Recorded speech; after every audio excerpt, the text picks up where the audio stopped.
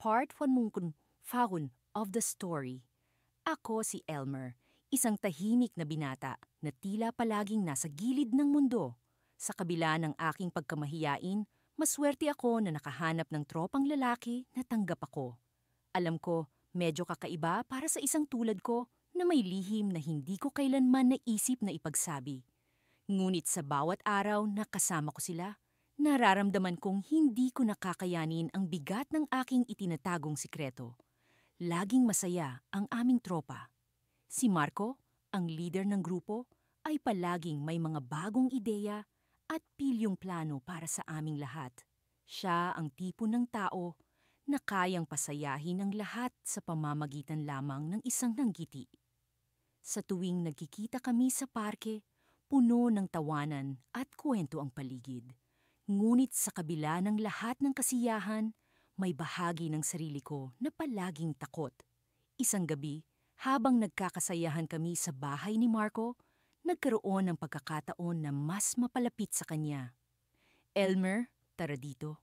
Tawag niya sa akin habang nakaupo siya sa sofa, hawak ang isang baso ng soda. Sumunod ako, umupo sa tabi niya at pinilit kong maging kalmado kahit na ang puso ko ay tila tumatakbo. Alam mo, Elmer, masaya ako na nandito ka sa tropa, sabi niya, sabay tingin sa akin ng diretso sa mga mata. Para kang kapatid sa amin.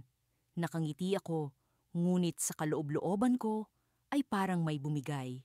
Ang mga salitang iyon ang lagi kong pinapangarap marinig, ngunit sa pagkakataong ito, iba ang dating.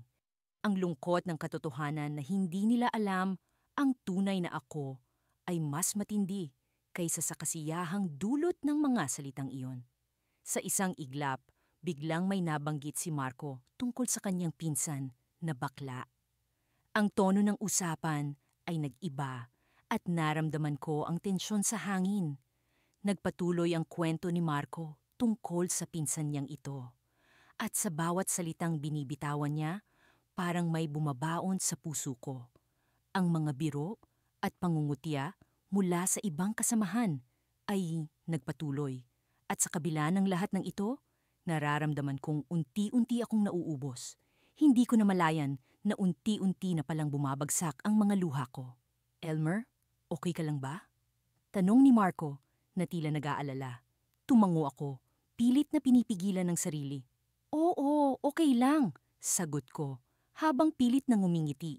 Pero sa loob-loob ko, alam kong hindi na pwedeng magpatuloy ito. Sa gabing iyon, habang naglalakad ako pauwi, nagdesisyon akong dapat nang matapos ang lahat ng ito. Kailangang malaman nila ang lihim ko, kahit na ano pang mangyari. Ngunit paano? Paano ko sisimulan? Habang naglalakad sa madilim na kalye, ang kaisipang ito ay tila isang kadena na bumabalot sa akin. Hindi ko alam kung paano ko gagawin, ngunit alam ko na kailangan ko. Sa susunod na pagkikita namin, kailangang malaman nila. Ngunit sa bawat hakbang ko, palapit ng palapit ang takot. Ano kaya ang magiging reaksyon nila? Matatanggap pa rin kaya nila ako? Hindi ko na alam ang sagot. Ang dilim ng gabi ay tila bumabalot sa akin. At sa pagkakataong ito, hindi ko na mapigilan ang takot. Sa kabila ng lahat ng kasiyahan, sa kabila ng mga ngiti at tawanan, ang kinabukasan ay puno ng hindi tiyak na mga pangyayari. Sa susunod na pagkikita namin, ano nga ba ang mangyayari? Sa paglipas ng mga araw, unti-unting naging bahagi ako ng tropang lalaki. Si Marco, ang leader ng grupo, ay laging masigla at masayahin. Siya ang tipo ng tao na kayang patawanin ang lahat, kahit gaano pa kabigat ang problema.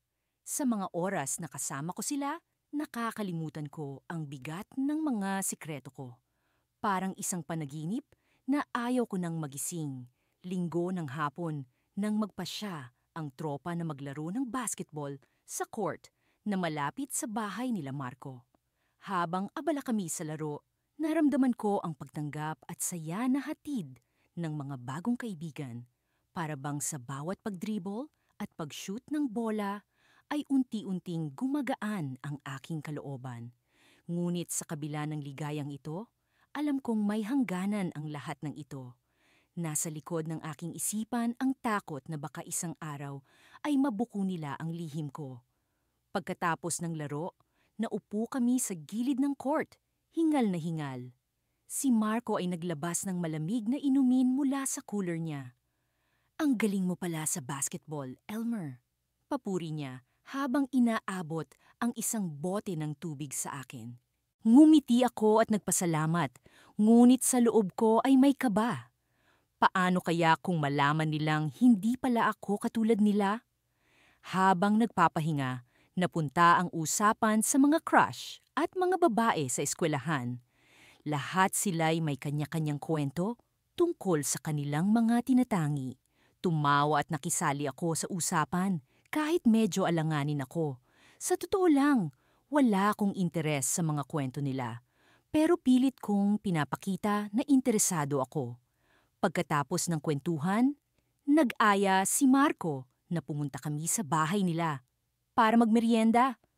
Pumayag kami at masaya kaming naglakad papunta sa kanila.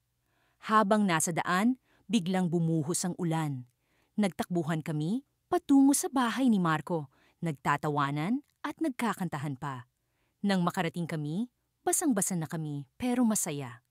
Pagdating sa bahay nila Marco, sinalubong kami ng masarap na amoy ng pritong manok. Ang kanyang ina ay nagluto para sa amin at masaya kaming pinagsaluhan ng pagkain. Habang kumakain, biglang nagtanong si Marco, "Wala ka bang girlfriend, Elmer? Tahimik ka lang kanina sa usapan." Agad akong kinabahan. "Wala pa," sagot ko na may pilit ng ngiti. Wala pa akong natitipuhan. Sa totoo lang, hindi ko pa natatagpuan ang tamang pagkakataon para sabihin ang totoo tungkol sa aking pagkatao.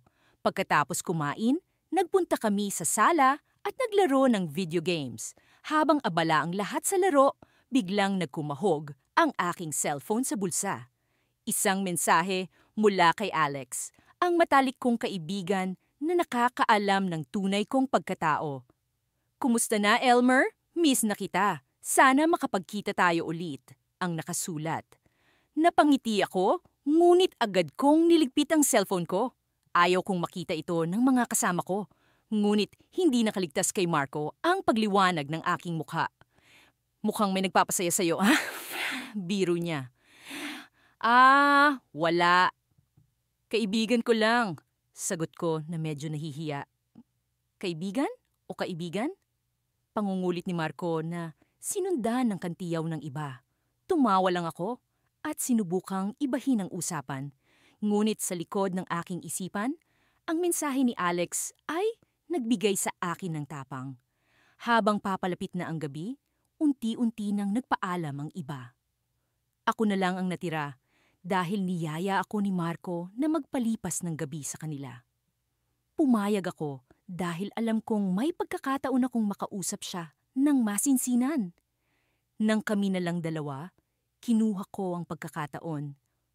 "Marco, may gusto sana akong sabihin sa'yo." Panimula ko habang nakatingin sa kanya. Agad na bumaling sa akin ang kanyang tingin, puno ng interes. "Ano yon, Elmer?" Tanong niya na may kasamang kasing ngiti. Huminga ako ng malalim at sinimulang sabihin ng matagal ko ng kinikimkim. "Marco, ako ay bading." Saglit na katahimikan ang bumalot sa pagitan namin. Kita ko sa kanyang mukha ang pagkabigla, ngunit hindi ko mabasa kung ano ang nararamdaman niya. Bigla siyang tumayo at humakbang papalayo. "Elmer, hindi ko alam to." Nagsimula akong kabahan. "Marco, sana maintindihan mo. Kaibigan mo pa rin ako." Pakiusap ko. Ngunit bago pa siya makasagot, biglang bumukas ang pinto at pumasok si Alex, bumubulong sa sarili. "Elmer, kailangan mong umalis. Nalaman ko na may plano silang iba bukas. Hindi maganda to." Nabigla ako sa kanyang pagdating at sa kanyang sinabi, "Ano ang plano nila? Bakit hindi maganda?" Sa gitna ng pagkalito, tumingin ako kay Marco at kay Alex. Ang mga mata ni Marco ay puno ng tanong at hindi ko alam kung sino ang dapat kong paniwalaan. Sa sandaling iyon, naisip ko, Nasa panganib ba ang pagkakaibigan ko sa kanila? O mas malala pa, nasa panganib ba ako? Sa wakas, narito na ako sa bahagi ng kwento kung saan lumalalim ang aking pakikipagkaibigan sa tropa ni na Marco. Hindi ko inaasahang magiging ganito kaayos ang lahat. Sa kabila ng aking pag-aalinlangan noong una, unti-unti kong natutunan na tanggapin ang sarili ko sa harap ng grupo. Ngunit sa kabila ng kasiyahan, may isang bahagi ng aking pagkatao na patuloy kong ikinukubli, ang aking tunay na sexualidad. Masaya ako kasama sina Marco at ang tropa. Sa tuwing may pagkakataon, lagi kaming magkasama, naglalaro ng basketball o kaya naman ay nanonood ng pelikula sa bahay ni na Marco. Sa kanyang grupo, nararamdaman ko ang pagtanggap at pagkakaibigan na hindi ko naranasan noon.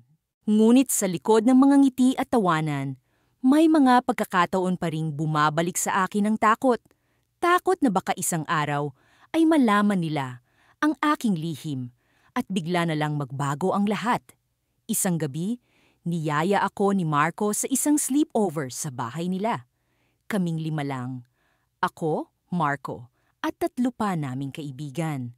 Habang naglalaro kami ng video games, naisip ko kung gaano kaswerte ang mga taong hindi kailangang itago ang kanilang tunay na pagkatao.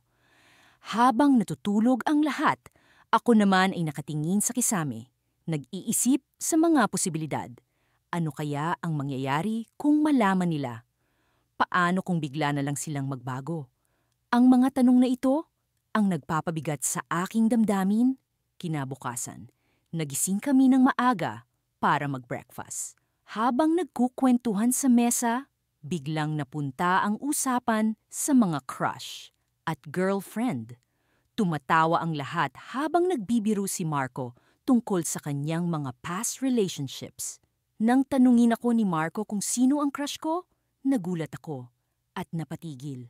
Ang tanging nasabi ko ay isang pangalan ng random na babae sa klase namin para lang makaiwas sa tanong. Ngunit sa likod ng aking isipan, isang pangalan ang hindi ko maalis, si Marco. Hindi ko alam kung bakit, pero sa kabila ng aming pagkakaibigan, may nararamdaman akong kakaiba para sa kanya. Ngunit paano ko sasabihin ito kung alam kong maaari nitong sirain ang lahat? Ilang araw ang lumipas, nagpasya akong lumayo muna sa tropa. Nagdahilan ako na kailangan kong mag-focus sa studies para sa exams. Sa totoo lang, gusto kong magkaroon ng oras para makapag-isip at makapagpahinga sa bigat ng aking nararamdaman. Ngunit hindi rin nagtagal, nahanap ako ni Marco sa library isang hapon. "Elmer, bakit parang ang lungkot mo?" Tanong niya habang umupo sa tabi ko. Nagkibit-balikat lang ako at sinubukan kong nangumiti. "Wala, pre. Medyo pagod lang sa school." Ngunit hindi siya nagpatinag. "Alam mo, kung may problema ka, nandito lang kami para sa'yo. Hindi mo kailangang itago." Ang sinabi niyang iyon ay parang isang kutsilyo na tumusok sa aking puso. Gusto kong sabihin ang totoo, pero natatakot ako sa maaaring mangyari. Nagpaalam ako sa kanya at sinabing kailangan ko pang tapusin ang aking research. Pag-uwi ko sa bahay, hindi ko na napigilan ang aking emosyon. Nagsimula akong umiyak, iniisip ang lahat ng maaaring mangyari kung malaman ni Marco at ng tropa ang aking lihim. Ngunit sa kabila nito, alam kong hindi ko kayang itago ito habang buhay. Isang linggo ang lumipas at dumating ang araw ng finals. Nagdesisyon akong sabihin na ang lahat. Inimbita ko sina Marco at ang tropa sa isang coffee shop pagkatapos ng exams. Habang nagkukwentuhan, unti-unting bumigat ang aking damdamin. Alam kong ito na ang tamang oras. "Guys, may isang bagay akong gustong sabihin," sabi ko. Pilit na pinipigilan ang pang-inginig ng aking boses. Tumigil sa pag-uusap ang lahat at nakatingin sa akin. "Ano yon, Elmer?" tanong ni Marco. Huminga ako ng malalim at nagpatuloy. "May isang bahagi ng sarili ko na matagal ko nang itinatago. Matagal ko na itong gustong sabihin sa inyo, pero natatakot ako sa magiging reaksyon ninyo. Nagkatinginan sina Marco, halatang nag-aalala. Ano ba yon, pre? Sabihin mo lang, sabi niya. Pinikit ko ang aking mga mata at sinabi, Ako ay isang gay. Biglang nagkaroon ng katahimikan sa paligid. Ang mga mata ni Marco at ng tropa ay tila hindi makapaniwala sa kanilang narinig. Sa puntong iyon, ang mundo ko ay tila tumigil. Ngunit, bago ko pa man malaman ang kanilang reaksyon, biglang may dumating na text message sa phone ni Marco. Guys, may kailangan tayong pag-usapan. May nangyari kay Jake. Sabi ni Marco, biglang nag-aalala. Ang biglaang pagdating ng balita ay nag-iwan ng cliffhanger sa aking pag-amin. Sa halip na pag-usapan ang aking revelasyon, napunta ang atensyon ng lahat kay Jake, isa sa aming kaibigan na hindi nakasama sa coffee shop. Ano kaya ang nangyari? Matapos ang aming huling pagkikita, ramdam ko ang lumalalim na pagkakaibigan sa tropa. Ngunit kasama ng pagkakaibigan na iyon ang takot at kaba sa aking dibdib. Alam kong may lihim akong itinatago, isang bahagi ng aking sarili na hindi ko pa handang ibahagi sa kanila.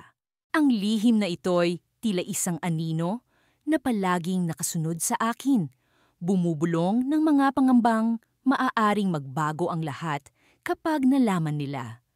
Isang araw, niyaya ako ni Marco na magpunta sa bahay nila para maglaro ng video games.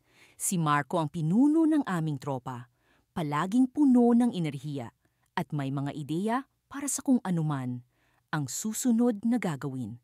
Siya ang dahilan kung bakit ako naging bahagi ng grupo at siya rin ang kinatatakutan kong baka magbago ang tingin sa akin kapag nalaman niya ang totoo. Pagdating ko sa bahay nila, agad niya akong sinalubong ng hanggiti. Elmer, tara, pasok ka. Nagluto si Mama ng spaghetti. Gusto mo? Tanong niya habang inaakay ako papasok. Hindi ko maiwasang mapangiti, hindi lamang sa alok na pagkain, kundi sa pakiramdam na tanggap ako sa bahay nila. Sa kabila ng aking kaba, may bahagi sa akin na umaasa na maaaring maging maayos ang lahat. Habang naglalaro kami, masaya ang kwentuhan.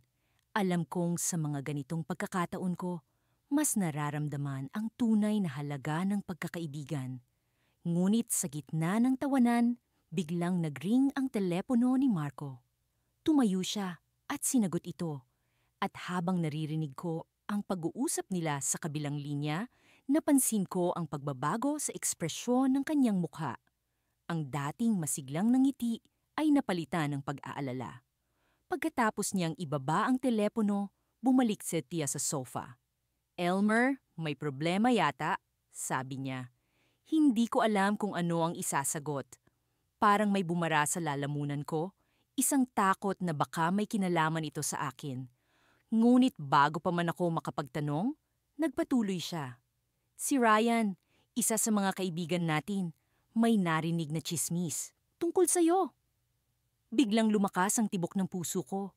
Yung kaba na dati kong nararamdaman ay naging mas malala. Nag-usap si Marco at Ryan. Ano ang narinig nila? Wala akong masabi kundi anong tsismis. Tumitig sa akin si Marco. May nagsasabing hindi ka raw komportable sa tropa na parang may tinatago ka sa amin. Ang mga salita niya'y tila mga palaso na dumiretso sa puso ko. Alam kong ito ang simula ng lahat ng dapat kong harapin. Marco, sinimulan ko. Ngunit natigil ako. Paano ko ba sasabihin sa kanya? Paano nga ba? Ngunit sa mga mata niya, nakita ko ang isang bagay na hindi ko inaasahan. Pag-unawa. Parang sinasabi ng mga mata niya na hindi niya ako huhusgahan, na kahit ano pa man ang mangyari, nandyan siya para sa akin. Napabuntong hininga ako. Marco, may isang bagay akong dapat sabihin. Naramdaman ko ang panginginig ng aking mga kamay, ngunit alam kong hindi na ako pwedeng umatras pa. Ako ay... Bago ko pa man mabigkas ang mga salitang iyon, biglang bumukas ang pinto ng sala at pumasok si Ryan. halatang nagmamadali. Marco, Elmer, may nangyari. Ngumiti si Ryan, ngunit may halong kaba ang kanyang ekspresyon. Grabe, hindi ko alam kung paano nangyari, pero kailangan niyong makita ito. Pagkasabi niya iyon, tumingin siya sa telepono niya at pinakita ang isang video. Ang video ay kuha sa isang party na pinuntahan namin kamakailan. Sa una, wala akong ideya kung ano ang ipinapakita. Ngunit nang lumabas ang imahe ng isang tao sa screen, biglang nanlamig ang buo kong katawan. Ako iyon, ako na masaya, ako na nagbibihis at nagpanggap na iba sa harap ng kamera. Ngunit sa likod nito, isang tao akong takot. Sa video, may narinig na boses, ang boses ko. Hindi ko alam kung paano sasabihin sa kanila. Pero hindi ko kayang itago ito habang buhay. Ang mga salita ko'y tila isang pagsabog na nagmulat sa lahat. Napatingin ako kay Marco at Ryan. Parehong naguguluhan, ngunit hindi galit. "Elmer," sabi ni Marco, "ito ba ang tinatago mo?" Tumango ako, punong-puno ng pag-alala. "Oo, Marco, ako. Ako ay..." Ngunit bago ko pa man matapos ang sasabihin ko, narinig namin ang isang kalabog mula sa labas ng bahay. Ang pinto ay bumukas ng malakas at pumasok si Dave, isa pang kaibigan sa tropa. Ang kanyang mukha'y puno ng determinasyon. "Guys, may malaking problema." May nag-screenshot ng video at kumalat na ito sa school chat group. Parang bumagsak ang mundo ko. Ang lihim na matagal kong itinago, ang pinakatatakutan kong mangyari ay nangyari na. Wala na akong kawala. Sa harap ng tropa, sa harap ni Marco, sa harap ng lahat. Eto na ang simula ng pagharap ko sa katotohanan. Ngunit paano? Paano ko haharapin ang diskriminasyon na maaaring kasunod nito? Napatingin ako kay Marco habang naglalakad kami pauwi mula sa basketball court. Ramdam ko ang tindi ng tensyon sa dibdib ko, na tila isang bomba na naghihintay lamang sumabog. Si Marco ang leader ng tropa at siya rin ang isa sa pinakamalapit kong kaibigan. Alam kong sa kanya ko dapat sabihin ang matagal ko nang tinatago. Ngunit paano kung hindi niya ako matanggap? Paano kung mawala siya sa buhay ko? Habang naglalakad kami, nagkwentuhan kami tungkol sa mga laro at mga plano para sa susunod na linggo. Ramdam kong panandalian kong nakalimutan ang alalahanin ko. Nakakatuwa talagang makipagbiruan kay Marco. Ngunit sa kabila ng aming tawanan, patuloy pa rin akong kinakabahan. "Elmer, okay ka lang ba?" Tanong ni Marco bigla. "Tahimik ka yata?" Napangiti ako ng pilit. "Oo naman, pagod lang siguro. Sa totoo lang, hindi ko alam kung paano ko sisimulan ng usapan. Parang may bara sa lalamunan ko na ayaw lumabas. Alam kong kailangan ko nang sabihin ito. Kung hindi ngayon, kailan pa?" "Marco, simula ko, sinusubukan kong gawing kaswal ang tono. May gusto sana akong sabihin sa'yo." Biglang tumigil si Marco at humarap sa akin. Nakita ko ang pag-aalala sa kanyang mukha. "Ano yun, tol?" Huminga ako ng malalim. Pinipilit na kumalma. "Matagal ko nang gustong sabihin to, pero hindi ko magawa. Baka kasi magbago yung tingin mo sa akin." "Sige lang, Elmer. Ano man yan, nandito lang ako." Napakagatlabi ako. Papaano ko ba sasabihin ito?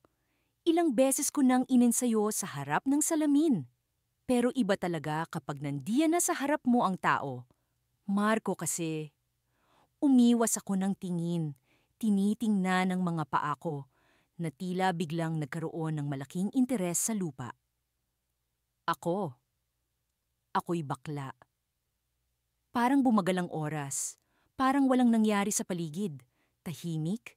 Nakatingin lang si Marco sa akin. Tila hindi makapaniwala sa narinig. Hindi ko alam kung gaano katagal kaming nakatayo lang doon. Siguro ilang segundo. Pero pakiramdam ko'y ilang oras. Nagsimula akong kabahan. Baka mali na sabihin ko ito. Baka hindi niya ako maintindihan. Ngunit sa wakas, nagsalita rin si Marco. "Elmer, seryoso ka ba?" Tumango ako, hindi makatingin ng diretso sa kanya. "Oo, Marco, Matagal ko nang gustong ipagtapat ito. Alam ko na baka hindi ito madali para sa'yo, pero sana maintindihan mo. Tahimik ulit. Ramdam ko ang malamig na simoy ng hangin na dumadampi sa aking balat. Nag-aantay ako ng kanyang magiging reaksyon. Pero sa kabila ng kaba ko, may parte sa akin na nakaramdam ng gaan. Sa wakas, nasabi ko rin. Sa wakas, ngumiti si Marco. Elmer, salamat sa tiwala. Di ko man lubos na maintindihan ngayon. Pero nandito lang ako. Kaibigan pa rin kita. Halos maluha ako sa saya. Hindi ko inaasahan na ganito ang magiging reaksyon niya. Niyakap ko siya ng mahigpit at naramdaman kong niyakap niya rin ako pabalik. Habang naglalakad kami ulit, pakiramdam ko'y mas magaan na ang lahat. Parang isang malaking bagahe ang nawala sa akin. Naramdaman ko rin na mas lumalim ang pagkakaibigan namin ni Marco. Ngunit kahit na masaya ako sa naging reaksyon niya, alam kong hindi ito ang magiging reaksyon ng lahat sa tropa.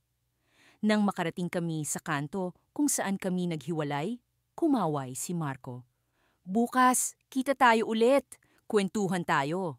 Ngumiti ako at kumaway pabalik. Oh, kita kits!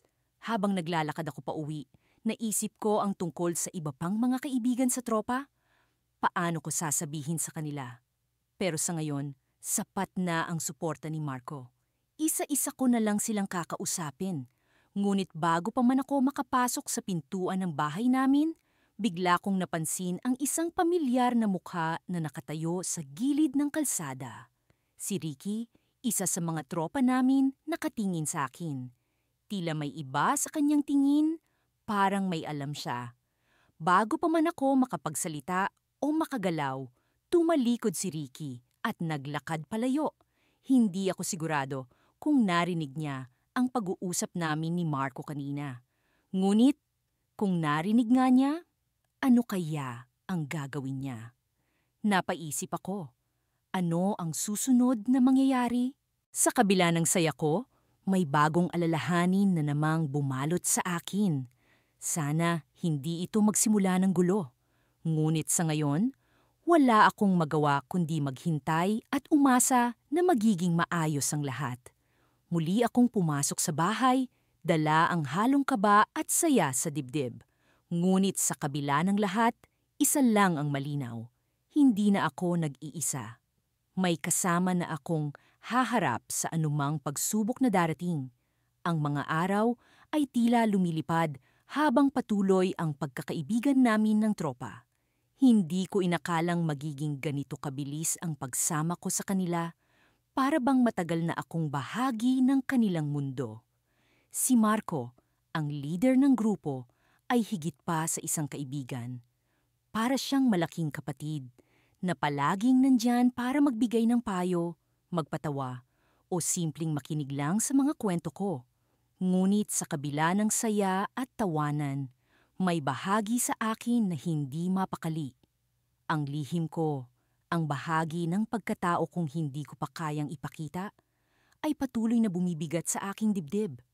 Isang gabi, nagkayayaan ang tropa na mag-camping sa isang malapit na bundok. Excited ang lahat, lalo na si Marco, na palaging mahilig sa mga ganitong adventure. Nasa likod kami ng sasakyan, nagsisiksikan, habang nagtatawanan sa mga kwentuhan at kalokohan. Kinuha ni Marco ang gitara niya at nagsimulang tumugtog, sabayan ng lahat sa pagkanta. Sa mga sandaling iyon, ramdam kong bahagi ako ng isang bagay na mas malaki kaysa sa akin.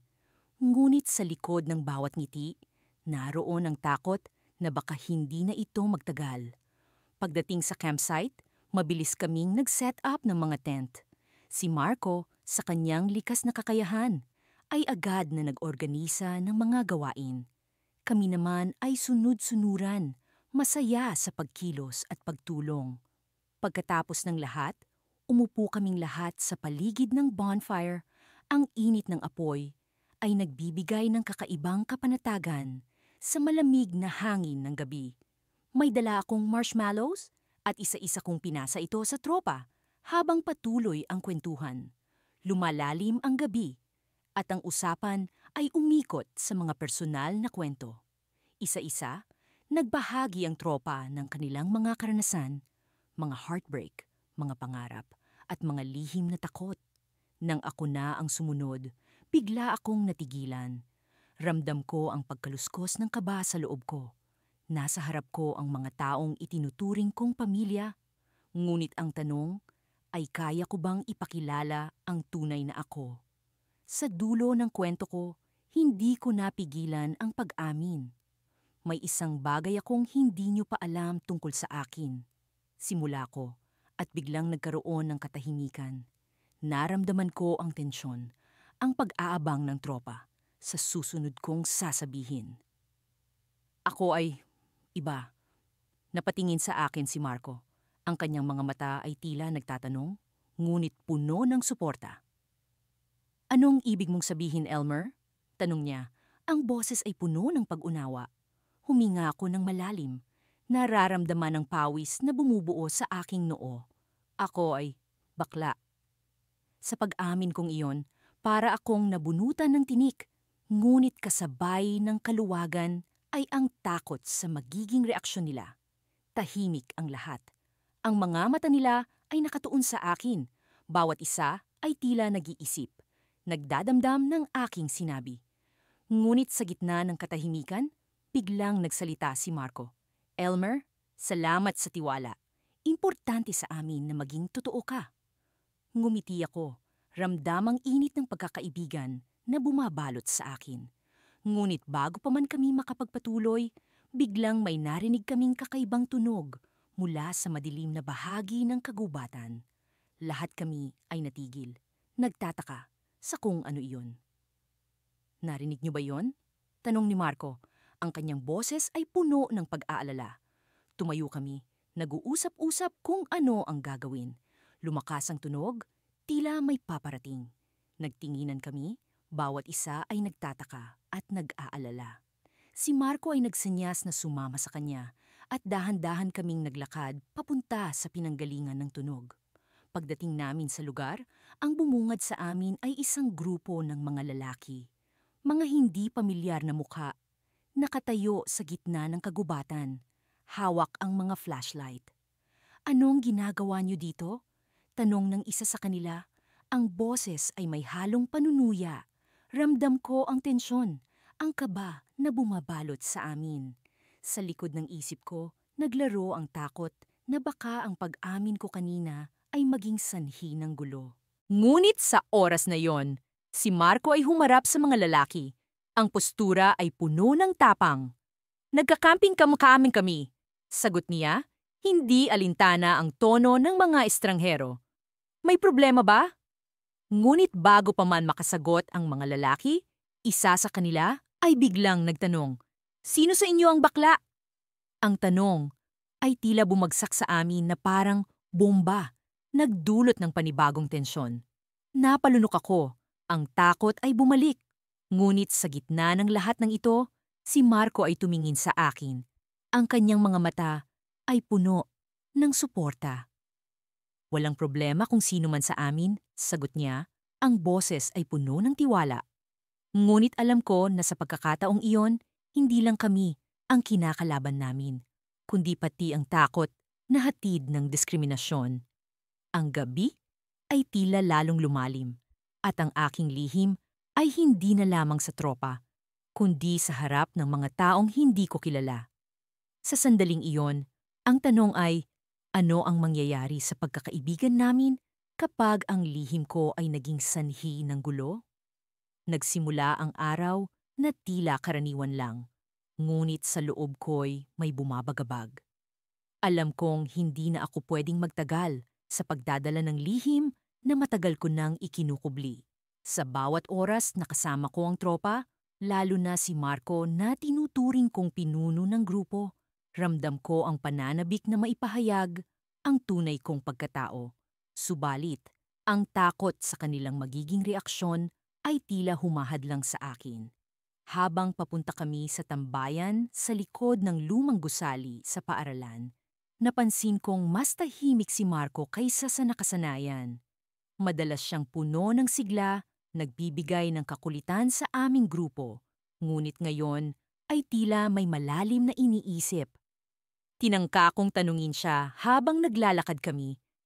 Parang ang tahimik mo ngayon, Marco. May problema ba? Ngumiti siya, ngunit halatang pilit. Wala naman, Ilmer. Maraming iniisip lang tungkol sa mga plano natin sa summer. Gusto ko sanang mag-organize ng camping trip. Natuwa ako sa ideya. Minsan ko nang naisip na sa isang ganitong trip ko, gustong ilabas ang aking lihim.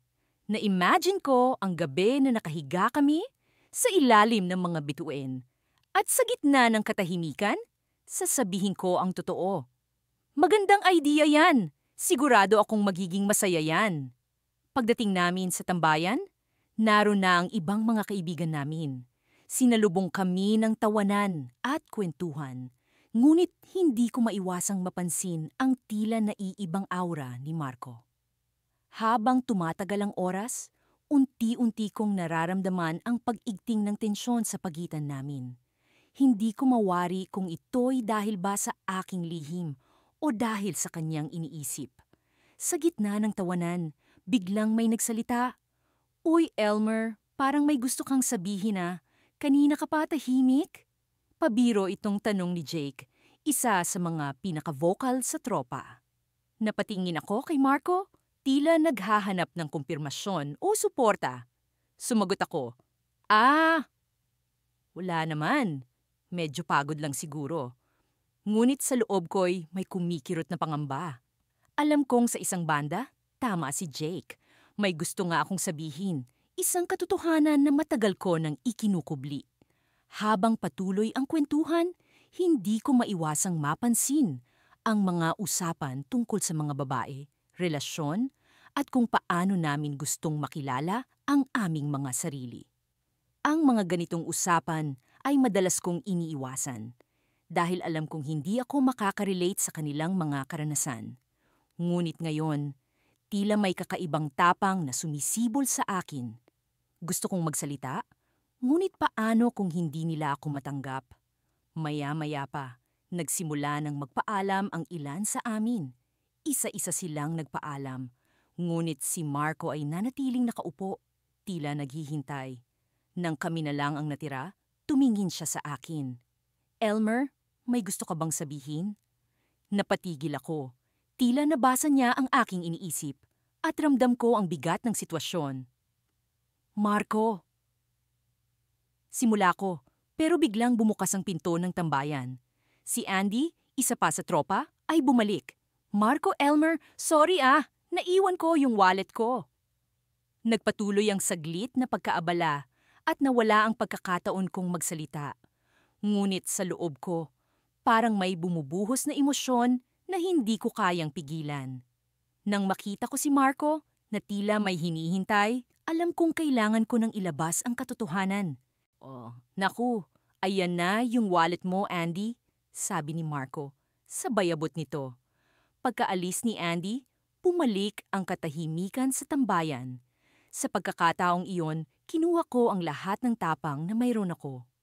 "Marco, may kailangan akong sabihin sa iyo." Tumango siya, tila handa sa anumang sasabihin ko. "Ano yun, Elmer?" Huminga ako ng malalim at sa wakas ay sinabi ko, "Marco? Hindi ko alam kung paano ko ito sasabihin, pero ako ay bakla." Hindi siya nagsalita agad. Ang katahimikan ay tila bumalot sa amin at naramdaman ko ang bigat ng bawat segundo. Hindi ko alam kung anong magiging reaksyon niya, kung tatanggapin niya o hindi. Ngunit sa loob ko, alam kong nagawa ko na ang tama. Sa wakas ay nailabas ko na ang katotohanan. Ngunit bago pa man siya makasagot, biglang bumukas muli ang pinto. Ang buong tropa pala ay nagbalik. Tila may sorpresa. Sa kanilang mga mukha, hindi ko mabasa kung ano ang kanilang iniisip. At sa sandaling iyon, naramdaman ko ang pagigting ng tensyon at kaba sa aking dibdib. Hindi ko alam kung ano ang mangyayari, ngunit alam kong ang oras ng pagharap sa kanila ay dumating na.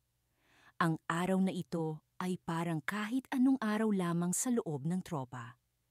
Nagsimula kami sa hapon sa tambayan sa likod ng gym, kung saan lagi kaming nagtatawanan at nagkukwentuhan ng mga kalokohan. Si Marco, ang leader ng grupo, ang palaging humahawak ng atensyon. Walang makakapantay sa kanyang karisma. Palaging puno ng enerhiya, siya ang nagtatakda ng tono ng grupo. At sa totoo lang, siya ang dahilan kung bakit ako naging komportable sa kanila.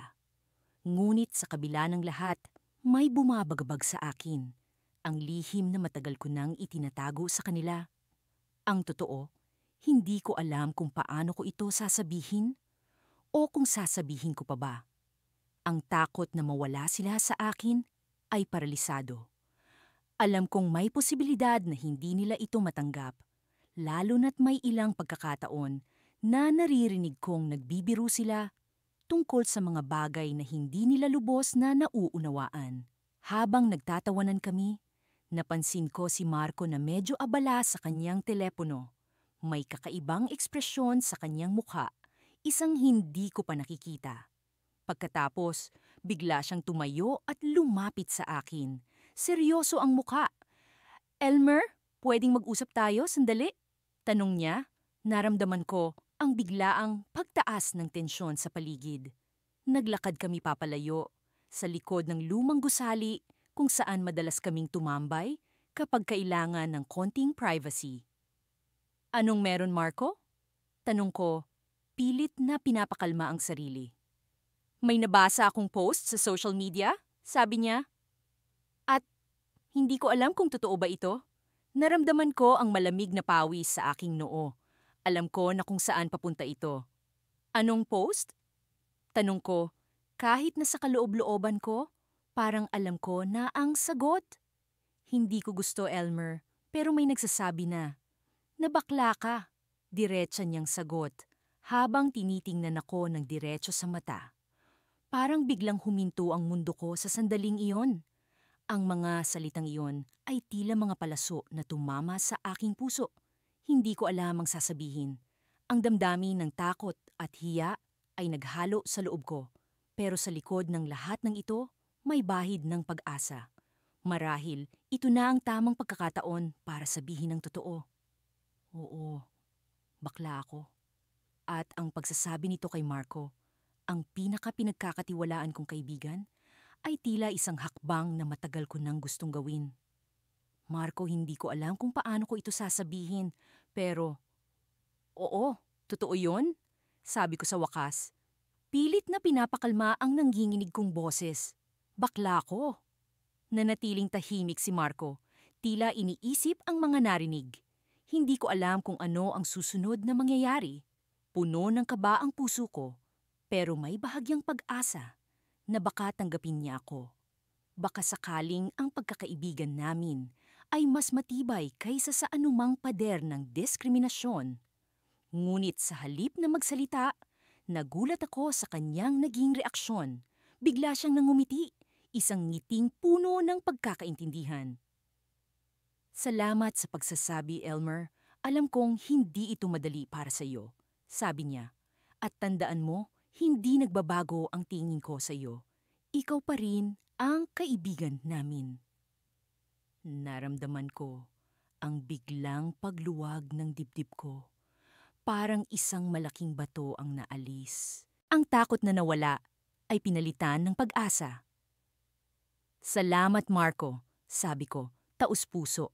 Ngunit bago pa man ako makaramdam ng tuluyang ginhawa, may sumigaw mula sa likuran namin. Isa sa mga tropa, si Jake, ang lumapit sa amin. "Ano ang nangyayari dito?" tanong niya, halatang may narinig. "Anong sinasabi mong bakla?" Napatingin ako kay Marco, umaasa sa kanyang susunod na gagawin. "Teka lang, Jake," sabi ni Marco. "Walang problema rito. Pag-usapan natin ito ng maayos." Ngunit tila hindi ganoon kadali ang lahat. Ang ekspresyon ni Jake ay puno ng pag-aalinlangan at naramdaman ko ang biglaang pagtaas ng tensyon. "Hindi ko alam, Marco. Hindi ko alam kung kaya kong tanggapin yan," sabi ni Jake, habang iniling ang ulo. Sa sandaling iyon, bumalik ang kaba sa dibdib ko. Ang takot na baka hindi lahat sa tropa ay handang tanggapin ako, ay muling bumalik. Ngunit sa likod ng takot na iyon, may bahagyang pag-asa. Kung si Marco ay nakatayo sa tabi ko, marahil may pag-asa pa. Ngunit hindi ko alam na sa likod ng lahat ng ito, may isang lihim na magbabago sa takbo ng lahat. Isang lihim na hindi ko inaasahang malalaman mula sa isang tao sa tropa. Ang lihim na ito ay malapit ng lumabas. At hindi ko alam kung paano ko ito haharapin. Sa paglipas ng mga araw, unti-unti kong naramdaman ang pagtanggap ng tropang lalaki. Hindi ko akalain na sa kabila ng aking mga alinlangan at takot, makakahanap ako ng mga kaibigan na tila tunay na nagmamalasakit sa akin. Si Marco, ang leader ng grupo, ay palaging nandyan upang magbigay ng suporta at payo sa aming lahat. Sa tuwing may problema ako, siya ang una kong takbuhan. Sa bawat tawanan at kulitan namin, nararamdaman ko ang pakikipagkapwa at ang pag-aalaga ng tropa. Ngunit sa kabila ng lahat ng kasiyahan, may isang bahagi ng sarili ko na hindi ko maibahagi sa kanila. Ang lihim kong pagkatao. Alam kong hindi magiging madali ang lahat kapag nalaman nila na ako ay isang bakla. Takot akong mawala ang tiwala at pagkakaibigan namin. Sa mga kwento ng iba, madalas kong naririnig ang diskriminasyon at pang-aapi sa mga tulad ko. Kaya naman pinipili kong manahimik.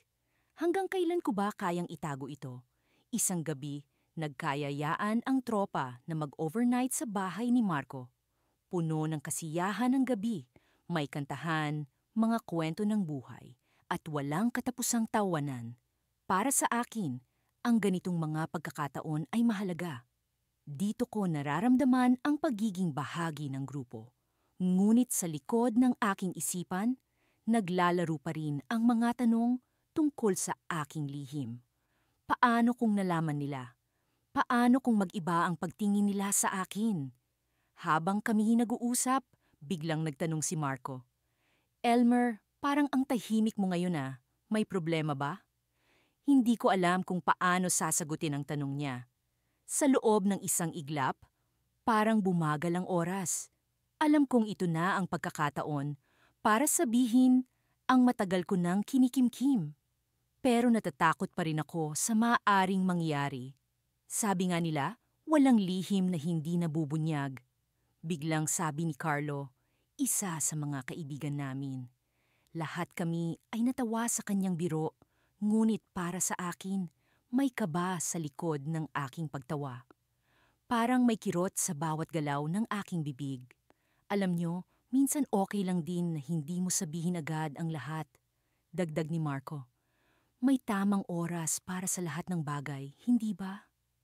Hindi ko alam kung binabasa niya ang aking isip o talagang nagkataon lamang. Ngunit sa mga salitang iyon, parang unti-unti akong napapanatag. Siguro nga, may tamang oras at pagkakataon para sa lahat. Ngunit, kailan nga ba iyon para sa akin? Habang nag-uusap kami, biglang naisipan ni Joey na maglaro ng Truth or Dare. Isa ito sa mga paborito naming laro, lalo na kapag may mga gusto kaming malaman sa isa't isa.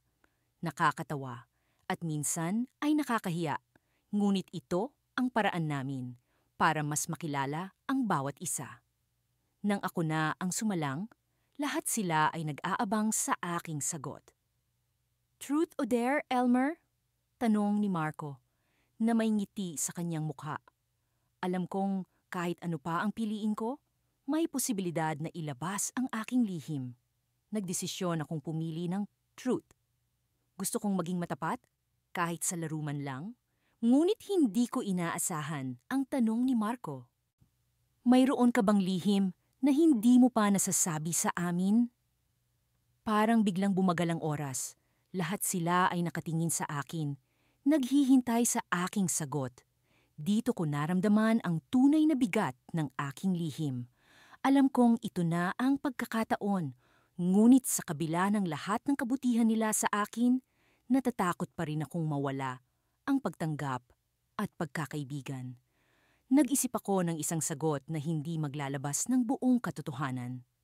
Sa ngayon, Wala naman, sagot ko, na may pilit ng ngiti. Ngunit sa loob ko, alam kong hindi ito ang ganap na katotohanan. Nang matapos ang laro, nagdesisyon akong maglakad-lakad sa labas upang makapag-isip. Sa ilalim ng mga bituin, naramdaman ko ang hindi maipaliwanag na lungkot. Gusto kong maging matapat sa kanila. Ngunit paano kung hindi nila ako matanggap? Paano kung magbago ang lahat? Habang nagmumuni-muni, biglang lumapit si Marco. Elmer, okay ka lang ba? Parang may bumabagabag sa'yo. Hindi ko na napigilan ng sarili ko. Marco, may gusto akong sabihin sa inyo. Pero natatakot ako.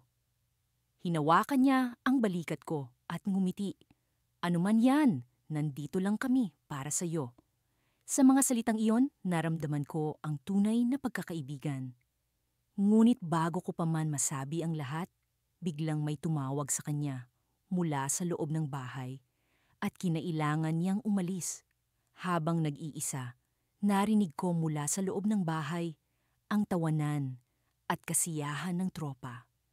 Nagdesisyon akong bumalik sa kanila, ngunit isang hindi inaasahang pangyayari ang sumalubong sa akin.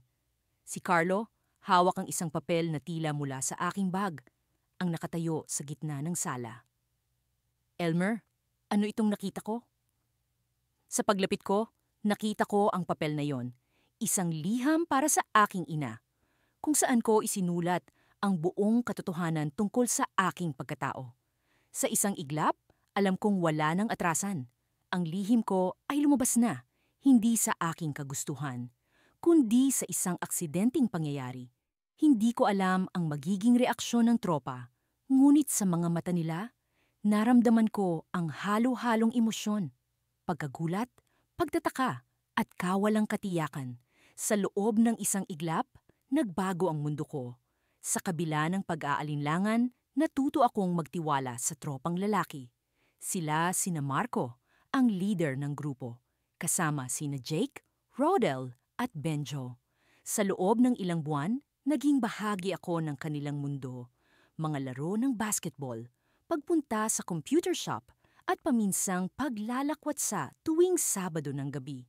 Natutunan kong maging isa sa kanila, bagaman may lihim akong pilit na itinatago. Ako si Elmer, isang closeted teen, at sa bawat araw na lumilipas, nararamdaman kong unti-unti akong natatanggap ng tropa. Ngunit sa likod ng bawat tawanan at kwentuhan, may kaba sa aking dibdib. Isang Sabado, nagpasya kaming magpunta sa ilog malapit sa bayan. Sariwang hangin at malamig na tubig ang bumungad sa amin habang naglalakad. Si Marco, na likas na masayahin, ang nanguna sa pag-akyat sa malaking bato upang tumalon sa ilog. Tara, Elmer, kaya mo to. Sigaw niya habang lumilipad sa ere, bumagsak sa tubig na may malakas na plok. Nagkatawanan kami at nagpaligsahan sa paglangoy. Pero sa likod ng mga ngiti, may bumabagabag sa akin.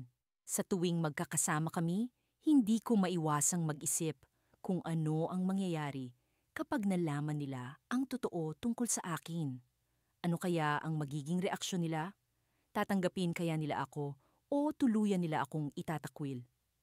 Elmer, parang ang lalim ng iniisip mo ah. Tanong ni Marco habang kami nakaupo sa gilid ng ilog. Pinapanood sina Jake at Rodel na nag-uusap tungkol sa kanilang mga crush. Wala Marco. Iniisip ko lang kung paano kaya kung may hindi nila gustong malaman tungkol sa akin. Sagot ko, pilit na itinatago ang tunay kong nararamdaman. Tiwala lang, tol. Kami ang tropa mo. Kahit anong mangyari, nandito kami.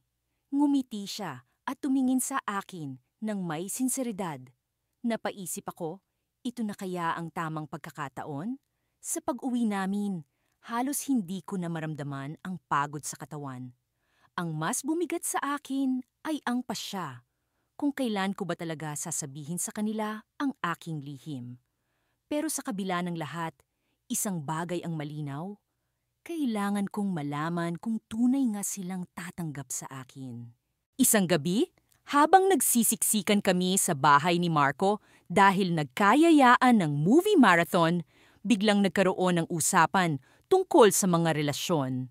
Alam nyo, ang hirap kaya makahanap ng matinong girlfriend ngayon, sabi ni Benjo habang nagtatawanan ng lahat. Napatingin sa akin si Marco. Ikaw, Elmer, meron ka na bang nililigawan? Biglang umikot ang mundo ko. Ngayon na ba? Ito na ba ang oras na wala ang mga boses sa paligid at ang tanging naririnig ko ay ang tibok ng puso ko? Wala pa, Marco. Sagot ko. Pero sa loob-loob ko, gusto kong sabihin ang totoo. Ngunit paano? Habang patuloy ang tawanan, naisip kong hindi ko na kayang itago pa. Kaya't nagpa siya kong kausapin si Marco ng sarilinan. Marco, pwede ba kita makausap? Tanong ko, at nagulat siya sa biglaan kong pagseryoso. Sige, ano yon? Tanong niya habang lumalayo kami sa grupo. May gusto akong sabihin sa'yo. Matagal ko nang iniisip to, pero takot akong baka iba ang maging reaksyon mo. Simula ko, halatang kabado. Elmer, ano ba? Alam mo namang nandito lang kami para sa'yo, di ba? Sagot niya, ngunit kita ko sa kanyang mata ang pag-aalala. Huminga ako ng malalim at nagpatuloy. Marco, alam kong nararamdaman mo na may itinatago ako. At tama ka, may isang bahagi ng buhay ko na hindi niyo pa alam. Isa akong bigla ang nag-ring ang telepono ni Marco. Sandali lang, Elmer, sabi niya, sabay sagot sa tawag. Nakita ko ang pag-aalala sa kanyang mukha habang nagsasalita sa kabilang linya. Seryoso ba? Sige, pupunta kami dyan. Pagkababa ng telepono, tumingin siya sa akin ng may kaba. Elmer, kailangan natin pumunta kina Jake. May emergency. Pwede mo bang ituloy yan mamaya? Tumango ako, bagaman nabitin ang aking revelasyon. Naisip ko, ito na ba ang pagkakataon para malaman kung tunay nga ang pagkakaibigan namin? Sa kabila ng hindi natapos na usapan, nagdulot ito ng mas matinding kaba sa aking dibdib. Ngunit sa kabila ng lahat, alam kong darating ang tamang oras para ipahayag ang tunay na ako. Sa ngayon, kailangan kong samahan ng tropa sa kung anumang nangyayari. At umasa na ang pagkakaibigan namin ay higit pa sa mga lihim na itinatago.